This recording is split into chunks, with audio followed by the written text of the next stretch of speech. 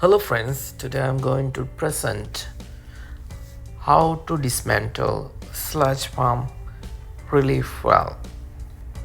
A relief valve is a valve which is installed on a pump or pipe work to relieve excessive pressure in a positive displacement pump which could cause damage to a pump or system.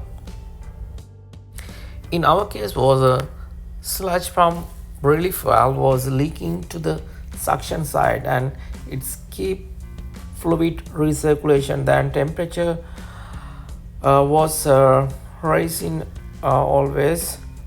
So finally we decide to dismantle the relief valve.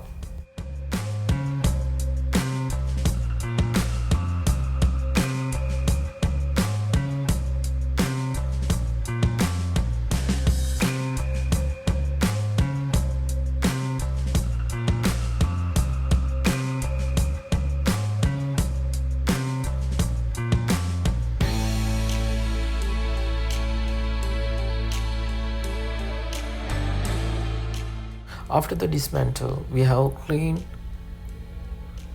all the parts of relief valve.